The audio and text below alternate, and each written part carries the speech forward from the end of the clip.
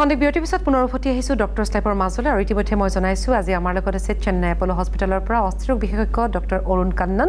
আমি বিভিন্ন কথা ইতিমধ্যে পাতিছোঁ আৰু কিছু বিষয় আমি এতিয়া কথা পাতিব বিচাৰিছোঁ তেখেতৰ লগত।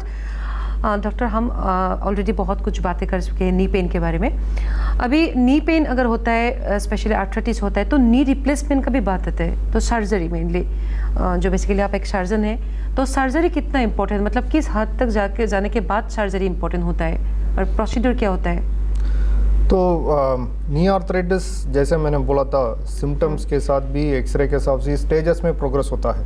जो इनिशियल हल्का स्टेजेस में जैसे मतलब बैठ के उठने में ही पेन होता है तो यूजुअली माइल्ड आर्थराइटिस कहते हैं। अच्छा। तो माइल्ड आर्थराइटिस सीढ़ी चढ़ने में दिक्कत होता है कभी कभी। एक्सरे में भी हम देखते हैं, जो खड़ा करके एक्सरे देखने में usually exact stage of arthritis पता चल जाता है। स्टेज के ऊपर ट्रीटमेंट थोड़ा डिपेंड करता है। तो early stages, medium stages up to almost 70% damage होने तक यूजुअली सर्जरी का ज़रूरत नहीं पड़ता है। 70% डैमेज होने तक सर्जरी की जरूरत नहीं पड़ता है। 70-80% तक डैमेज होने का टाइम तक मोस्टली लोग मैनेज कर लेते हैं। तो उसके साथ थोड़ा इनको कोप अप करने के लिए फिजियोथेरेपी मोडालिटीज यूज करते हैं, पेन कम करने के लिए एक्सरसाइजेस यूज करते हैं, घुटना में जो बैलेंस है वो रिस्टोर करने के लिए, और कुछ न्यूट्रास्यूटिकल सप्लीमेंट्स है वो थोड़ा कार्टिलेज का हेल्थ को इम्प्रूव करने के लिए यूज करते हैं। उस समय माइल्ड मीडियम स्टेजेस में पेन ज़्यादा है तो उनके लिए थोड़ा लुब्रिकेशन इंजेक्शंस या कभी कभी स्टेरॉइड इंजेक्शंस घुटना में लगाते हैं। इसके वजह से जो पेन थोड़ा कम हो जाता है, वो अपना नॉर्मल रूटीन लाइफ मेंटेन कर सकते हैं। जब स्टेज 4 पे जाता है, स्टेज 1, स्टेज 2, स्टेज 3 तक यूजुअली सर्जरीज का ज़रूरत नहीं पड़ता है। जब स्टेज 4 में गए हैं, जब यूजुअली 10-15 मिनट चलने में मुश्किल हो रहा है, 10-15 मिनट भी चल नहीं पा रहे हैं, खड़ा भी नहीं रह सकते अच्छे से, आधा घंटा खड़ा नहीं हो पा रहे हैं, 10 मिनट चल नहीं पा रहे हैं, तो उसी स्टेज में यूजुअली पूरा डैमेज होता है। तो जब स्टेज में है तो यूजुअली सर्जरी का जरूरत पड़ता है। 4th स्टेज में? हाँ, 4th स्टेज में। यूजुअली फर्स्ट 2-3 स्टेजेस तक यूजुअली जरूरत नहीं पड़ता है, अनलेस रेयर केसेस। कभी यंग लोगों में अगर अलाइनमेंट ज़्यादा खराब है तो स्टेज 3 में अलाइनमेंट को ठीक करने के लिए सर्जरीज है, जो प्लेटिंग सर्जरीज है, वो अलाइनमेंट ठीक करने का सर्जरीज है, वो कुछ यंग लोगों में करते हैं। अच्छा। जैसे 55 के नीचे है उनको घुटना का लाइफ बढ़ाने के लिए करते हैं, क्योंकि 55 के ऊपर है, ज़्यादा आर्थराइटिस है, मतलब चलने में ज़्यादा मुश्किल है, तब नी रिप्लेसमेंट करते हैं।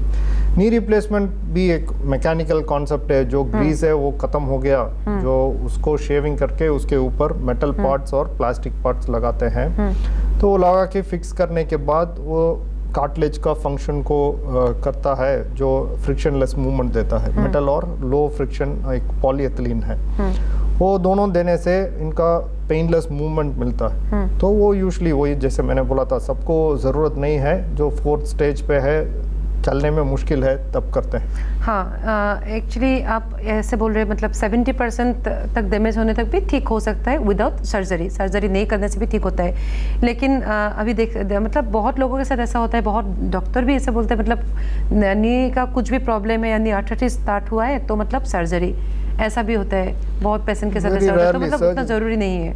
Very rarely arthritis starting stages में यूजुअली मतलब एज रिलेटेड प्रॉब्लम है, जैसे बाल सफ़ेद होता है वैसे ही प्रॉब्लम है, ज़्यादा दिक्कत पड़ रहा है तब सर्जरी करके इसको ठीक करते हैं। जब तक इनको मैनेजेबल आपका एक्टिविटीज़ ऑफ डेली लिविंग कहते हैं, जो इनका normal activities of daily living comfortable कर रहा है, तब तक यूजुअली नी रिप्लेसमेंट के लिए वेट किया जा सकता है।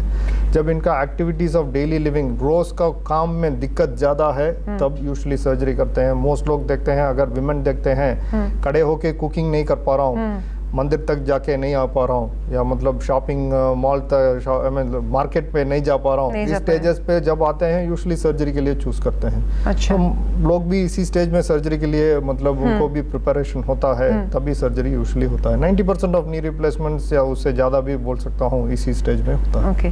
और एक बात, मतलब आप जैसे कि आप चेन्नई एपोलो हॉस्पिटल से आए हैं, तो चेन्नई एपोलो हॉस्पिटल के बारे में सबको पता है, तो नी रिप्लेसमेंट के मतलब स्पेशली नी रिप्लेसमेंट के जो ट्रीटमेंट है उसके लिए चेन्नई एपोलो हॉस्पिटल ही क्यों? उस पर मतलब ऐसा क्या स्पेशल है, ऐसा क्या मतलब क्या अलग ट्रीटमेंट होता है? मतलब लोग इतने दूर जाके भी चेन्नई में जाके चेन्नई एपोलो हॉस्पिटल में ट्रीटमेंट करवाते हैं। आई थिंक काफ़ी लोग इधर से भी आते हैं और north eastern part of India सब जगह से चेन्नई आते हैं। एक तो ट्रेडिशन है, बहुत दिन का मतलब वो स्टैंडर्ड मेंटेन किया है चेन्नई में, ट्रस्ट भी है।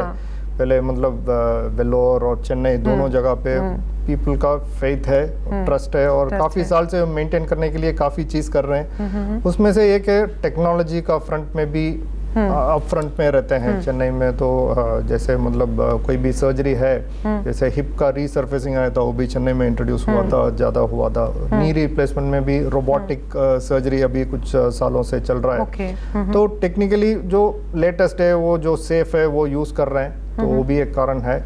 तो रोबोटिक तरीके से जो सर्जरी कर रहे हैं, स्पाइन का भी हमारा हॉस्पिटल में होता है, और joint replacement, hip replacement, knee replacement, दोनों को हमारा रोबोटिक तरीके से सर्जरी आजकल कर रहे हैं। तो वो करने से अभी ऑलमोस्ट 2.5 साल हो गया, 1000 से ज़्यादा लोगों को रोबोटिक नी रिप्लेसमेंट हो गया।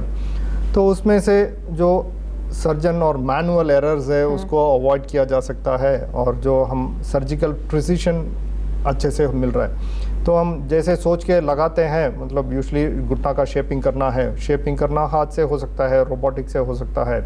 जब हाथ से करते हैं 90% टाइम अच्छे से जितना हम सोचते हैं उतना ही मिल जाता है।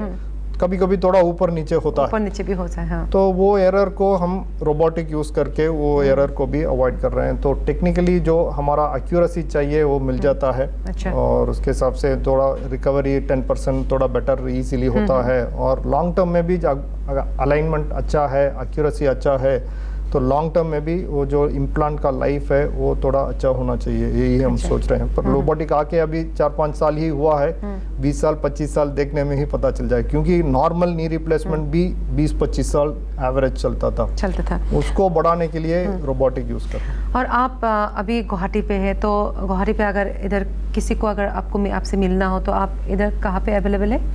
हम अपोलो चेन्नई का इधर रीजनल क्लिनिक है, उधर हम आते हैं हर 3 महीने में। मैं भी आता हूँ, बाकी डॉक्टर्स भी आते हैं चेन्नई अपोलो से। तो उधर मेनली इसीलिए आते हैं कि मतलब बहुत लोग इधर से उधर आके ऑपरेशन करते हैं, उनका वापस देखने के लिए मेनली आते हैं, पर नया पेशेंट्स भी उसके साथ देखते हैं।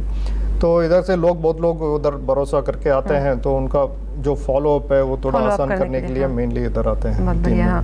और हम लोगों ने ऑलमोस्ट एक्चुअली नी पेन के बारे में बात कर ली है, क्योंकि मैं फिर भी एक बात बोलना चाहती हूँ कि यंग एज में 50+ एज के तो मतलब लोगों को होते ही है नी पेन, लेकिन यंग एज में भी बहुत लोगों को देखा है नी पेन। मेरे भी कभी कभी हो जाता है। अभी आपने बोला मतलब कुछ बचपन में या खेलने कूदने के टाइम में कुछ इंजरी हुआ था, उसके बाद मतलब रह जाता है, उस टाइम हमने शायद इतना ध्यान नहीं दिया। तो इसके लिए यंग एज में क्या मतलब कैसे उसको प्रिवेंट कर सकते हैं? घुटना के अंदर काफ़ी लिगामेंट्स है जो घुटना को सपोर्ट करने के लिए, सिर्फ हड्डी का चीज़ नहीं है घुटना। तो लिगामेंट्स कहते हैं जो हड्डी को स्टेबल रखता है। एक हड्डी के ऊपर दूसरा हड्डी के मूवमेंट होता है, वो एक लाइन पे और नॉर्मल आर्क में मूव करने के लिए लिगामेंट्स यूज होते हैं। लिगामेंट मतलब एक टिश्यू है, सॉफ्ट टिश्यू है जो हड्डी को बांधता है। हाँ। वो लिगामेंट्स में इंजरी हो सकता है। और दूसरा है घुटना के बीच में एक कुशन जैसा होता है जो हड्डी के ऊपर जो लोड है उसको थोड़ा शॉक अब्जॉर्बर जैसे काम करता है, उसको मेनिस्कस कहते हैं। इन दोनों में से 2 चीज़ इंपॉर्टेंट है। एक तो जो लिगामेंट्स में एंटीरियर क्रूशिएट लिगामेंट या ACL लिगामेंट कहते हैं, वो बहुत बार इंजरीज में डैमेज हो जाता है। हाँ। वो आपका इधर जगह में और वेस्ट बंगाल में भी एक्चुअली फुटबॉल काफ़ी पॉपुलर है। हाँ। तो फुटबॉल इंजरीज में बहुत लोगों को ये ACL का इंजरीज होता है। और दूसरा है 2 व्हीलर एक्सीडेंट्स। 2 व्हीलर्स भी इधर काफ़ी ज़्यादा है, तो 2 व्हीलर एक्सीडेंट्स भी एक कारण है। 2 व्हीलर्स और स्पोर्टिंग इंजरीज, ये दोनों लिगामेंट इंजरी होने का एक इम्पॉर्टेंट कारण है। तो ये दोनों में यूजुअली इंजरी हुआ है तो यूजुअली चेक करना पड़ेगा कि लिगामेंट सारा ठीक है कि नहीं है। जब अगर लिगामेंट ठीक नहीं है और उसको ठीक से ध्यान नहीं दिया है, तो धीरे धीरे घुटना में डैमेज अक्यूमुलेट होता है और आर्थराइटिस बहुत जल्दी बन जाता है। 30-35 उम्र में भी बहुत लोगों को हमने देखा है जो लिगामेंट का ठीक नहीं किया है और उसके लिए उसके वजह से 30-35 में ही आर्थराइटिस बन जाता है। নিশ্চয় যথেষ্ট গুৰুত্বপূৰ্ণ এই শেষত আমি যিখিনি কথা পাতিলোঁ, যিহেতু আমি খেলাৰ সময়ত বা বিভিন্ন স্কুটি বাইক এক্সিডেণ্টৰ সময়ত যদি লিগামেণ্ট ইঞ্জুৰি হয় আৰু সেইখিনি সময়ত যদি আমি ভালকৈ চিকিৎসা নকৰোঁ, তেতিয়াহ'লে পৰৱৰ্তী সময়ত কিন্তু 30-35 বছৰৰ পিছতে 50 বছৰ পাব নালাগে, সেইখিনি সময়তে কিন্তু আৰ্থ্ৰাইটিছ হোৱাৰ সম্ভাৱনাও কিন্তু আমি নুই কৰিব নোৱাৰোঁ। গতিকে যিকোনো এটা দুৰ্ঘটনাই হওক বা যিকোনো ধৰণৰ যদি আমি খেলোঁতেও দুখ পাইছোঁ, তেতিয়াহ'লে সেইটোক যথেষ্ট গুৰুত্ব দিয়াৰ আমাৰ আচলতে চিকিৎসকৰ সৈতে পৰামৰ্শ লোৱাৰ যথেষ্ট দৰকাৰ আছে। আৰু মই ভাবিছোঁ, আশা কৰিছোঁ যে আপোনালোকে এইখিনি আজি হৈছে। Doctor thank you so much इतना टाइम देने के लिए, चेन्नई अपोलो से आके लोगों के साथ बात किया तो बहुत अच्छा लगा। आगे भी बात करेंगे आपके साथ। Thank you so much. Thank you.